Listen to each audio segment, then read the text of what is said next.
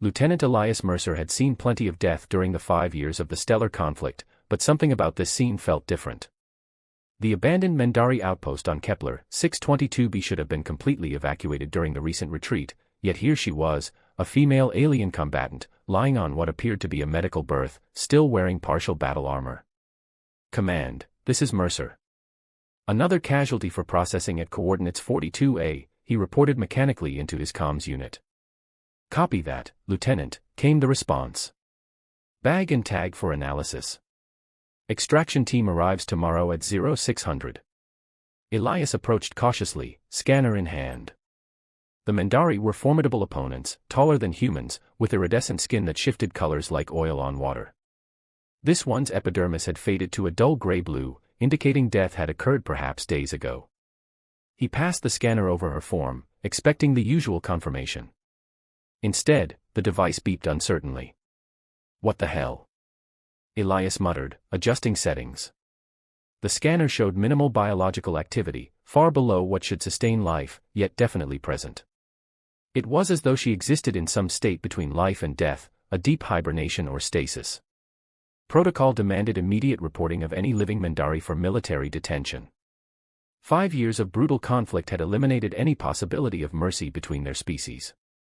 The war had started over a misinterpreted first contact and escalated into a bloodbath that spanned 3 star systems. Elias looked at her face. Unlike most Mendari soldiers, whose features remained hidden behind their infamous obsidian helmets, hers was exposed. Her expression seemed almost peaceful, yet with a hint of something that struck him as unmistakably sorrowful. For delicate gill-like structures on her neck fluttered almost imperceptibly. He'd become a medic to save lives, not classify them as worthy or unworthy of saving. Command, correction, Elias said after a moment. False reading. Just equipment malfunction. Standard corpse recovery. That bought him time, at least until morning. He closed the door to the medical bay and returned to the alien woman. If she was alive, perhaps he could revive her. If she died under his care, well, she was already reported dead. A damaged communication device lay beside her berth. He picked it up, noting intricate symbols scrolling across its fractured display. Some resembled the translation matrices he'd studied during basic training. "Who are you?" he whispered, more to himself than to her. The device flickered, as if responding to his voice, and displayed a series of characters. At the top was a designation that the rudimentary translator in his helmet attempted to process: Estrella, Science Division, 3rd Fleet. Elias touched her wrist gently. Her skin was cold as ice, yet somehow soft, like polished marble. Estrella, he pronounced awkwardly, the unfamiliar syllables clumsy on his tongue. For hours, he worked in silence, setting up monitoring equipment from his field kit, adjusting the room's temperature to match what little was known about Mendari physiology. He discovered evidence of a severe trauma to her chest, partially healed through what appeared to be their advanced medical technology. When the base fell silent for the night cycle, Elias pulled up a chair beside her berth. Against every regulation, against the hatred that had been drilled into him, he made a decision. "I don't know if you can hear me," he said softly, "but I'm going to try to help you. I'm not leaving you here alone." Outside, twin moons cast blue shadows across the alien landscape. Inside, a human medic began his vigil beside an enemy who, in her stillness, somehow seemed more like a kindred soul than any foe he'd been taught to destroy.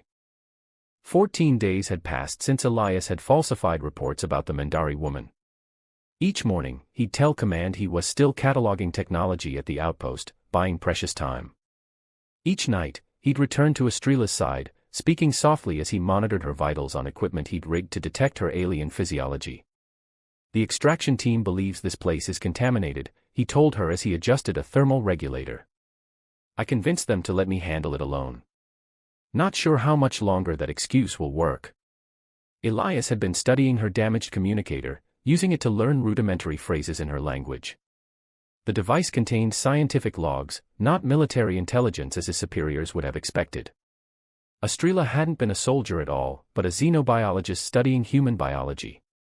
"So we're not so different, you and I," he said, checking the slight fluctuations in her readings. Both trying to understand the other side. Tonight, her skin had shifted slightly from gray-blue toward a faint lavender, a promising sign. Elias had begun to notice patterns, her readings strengthened when he spoke, particularly when he attempted phrases in her language. He gently applied a regenerative compound to her chest wound. Your technology is remarkable. This stasis state saved you, but you need to wake up now. As days stretched on, Elias found himself sharing more personal thoughts. The war, his doubts about it, memories of Earth, things he'd never told his fellow soldiers. I had a garden before all this, he confessed one evening. Nothing fancy, just herbs and vegetables on my apartment balcony in Seattle. The smell of basil on summer mornings. He trailed off, realizing how homesick he sounded. That night, Estrela's vitals spiked briefly when he mentioned Earth's oceans. Excited, Elias described the Pacific, its depths and colors, the creatures within. Her readings responded again. You understand me somehow, don't you? He whispered. Using the communicator, he practiced pronouncing what he believed was her name correctly. Estrela, he attempted, emphasizing different syllables each time. He'd become increasingly aware of how beautiful she was, not despite her alien features but because of them. Her iridescent skin now shimmered faintly in the low light. The elegant structure of her face, with high cheekbones and almond-shaped eyes, seemed almost sculpted. Elias caught himself. What was he doing? Developing feelings for an unconscious alien. The isolation was clearly affecting him. Then, on the 15th day, as he checked her vitals, he noticed her breathing had strengthened noticeably. Estrela, he said clearly, pronouncing it exactly as the communicator had finally taught him, with a musical lilt on the second syllable. Estrela, if you can hear me, I'm Elias. You're safe. His heart nearly stopped when her eyelids fluttered.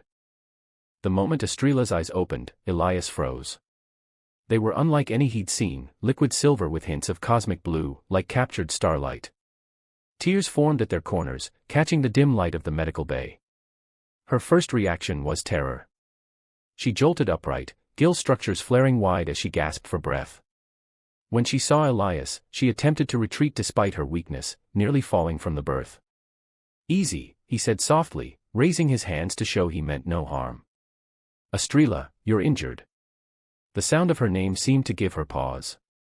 She stared at him, chest heaving with rapid breaths, eyes darting around the room. Elias reached slowly for the communicator. I've been learning, he explained, activating the translation matrix. Through broken phrases and gestures, he conveyed that he was a medic, that he'd been caring for her, and that officially, she was considered dead. Hours passed as they struggled to communicate. Estrela's voice was melodic but weak from disuse. She corrected his pronunciation repeatedly, seeming almost amused by his attempts despite her obvious caution. By nightfall, they'd established basics. She had been left behind during evacuation, gravely wounded and placed in emergency stasis by her medical unit. Her team had believed the stasis would fail without intervention. How long? She asked through the translator. 15 days, Elias answered. Estrela's expression changed to one of shock. She took the communicator, typing rapidly. Stasis survival, impossible beyond 7 days, the device translated. You maintained it. Elias shook his head. I just talked to you. Monitored you. Your body did the rest. She studied him with those otherworldly eyes. Why help enemy? It was the question he'd asked himself countless times. I'm a medic. You needed help. As night deepened, Elias brought her nutrition compatible with her physiology, synthesized from his limited understanding of Mandari biochemistry. Their fingers brushed as she accepted it, sending an unexpected current through him. They were interrupted by an alarm on Elias's personal device. His heart sank as he read the message. We need to leave, he said urgently. They're going to destroy this outpost tomorrow. Complete demolition. Estrela's expression hardened with resolve. She stood on unsteady legs, her height making her tower slightly over him. They will kill me. Your people. Not just mine, Elias replied grimly. If your people find you alive with me, what would they do? The answer hung unspoken between them. The war had left no room for mercy on either side. Together, they gathered supplies, her communicator, medical equipment, rations.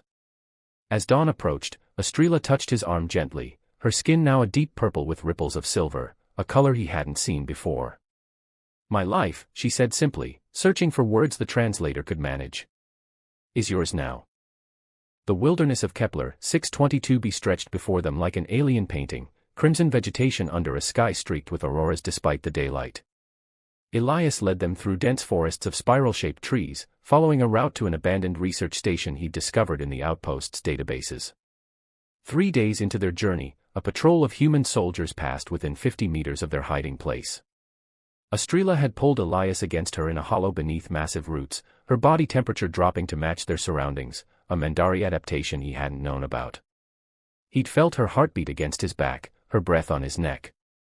That night, they made camp in a cave, the cold forcing them to share body heat. The proximity broke down remaining barriers between them. Your voice, Estrella said, her command of his language improving rapidly. When I was in darkness, it was light. Elias found himself telling her about the real reason he'd joined the medical corps, his sister's death in the war's first year. How he'd wanted to save lives to balance the loss. My clutch sibling also, Estrella revealed, using her communicator to show him images of a Mandari who resembled her. First contact, misunderstood defense posture. Started conflict. Piece by piece, a shocking truth emerged. The war had begun because of a cultural misinterpretation. The Mandari raising their arms in greeting had been perceived as a threatening gesture by humans. First shots fired in panic had escalated into years of bloodshed. All this death, Elias whispered, because we couldn't understand each other. On the 6th night, a storm forced them to seek better shelter. They found an abandoned Mandari scout vessel, partially buried in vegetation. Inside, as rain lashed the hull, Estrella's skin shifted to a deep indigo with swirls of gold, a color Elias had never seen before. What does that color mean? He asked. She hesitated, then placed his hand against her cheek. Affection, she translated carefully. More than ally. The touch became an embrace. Different species, different worlds, yet something undeniable had grown between them. Their kiss was awkward at first, then transformative, her skin illuminating with bioluminescent patterns that cascaded over them both. Afterward, they lay together in the dim light, his fingers tracing the patterns that still pulsed faintly on her skin. There is a place, Estrella said quietly. Neutral ground. Scientists from both sides. They could hear truth about war's beginning. Elias understood. You think we could end this? Together, she replied. Only together. The neutral scientific outpost had been established before the war, a place where researchers from multiple species studied cosmic phenomena beyond the politics of their worlds. It had maintained its independence through a precarious arrangement of diplomatic agreements. When Elias and Estrella arrived, exhausted and wary, their reception was cautious. Dr. Haruki Yamamoto, the human administrator, had every reason to detain them both as potential threats. Instead, after hearing their story and reviewing the evidence from Estrella's communicator, he made an unprecedented decision. I'll contact both governments, he told them. This station's neutrality gives me that privilege. But I cannot guarantee your safety if they reject what you've brought us. 3 tense days followed. Elias and Estrella were given quarters together, a fact that raised eyebrows but went unchallenged in this place dedicated to scientific understanding rather than cultural judgment. On the evening before representatives were due to arrive, they stood at a viewport overlooking the galaxy's spiral arm. Are you afraid? Elias asked, taking her hand. Her skin was warm now, glowing with shimmering opalescent patterns that she'd told him represented hope mixed with uncertainty. Yes, Estrella admitted. My people may see me as contaminated by human influence. Mine might see the same in me, he said. But they need to understand what we've learned, about the war, about each other. She turned to face him, her height allowing her to rest her forehead against his. If peace comes, what becomes of us? My world is not yours. Your atmosphere would poison me eventually. Mine would do the same to you. It was the question they'd both avoided. The science station could be a temporary home, but not a permanent one. There are options, Elias said. Researcher positions on neutral worlds. Diplomatic corps. Or. He hesitated. There's been talk of terraforming projects, creating worlds where both our species could thrive. Future music, she said, using a Mandari expression he'd come to understand meant hopes not yet realized. The next morning, they stood together as ships from both civilizations docked at the station. Military and political leaders entered the conference room, suspicious and heavily guarded. Estrela's hand tightened around Elias's as they prepared to present their case. Dr. Yamamoto introduced them simply. These two have brought us the truth about our conflict, and perhaps the key to ending it. As the evidence was presented, the misinterpreted greeting gesture, the panic, the escalation, tension in the room shifted gradually from hostility to stunned realization. When they finished, a Mandari elder approached Estrela, speaking rapidly in their language.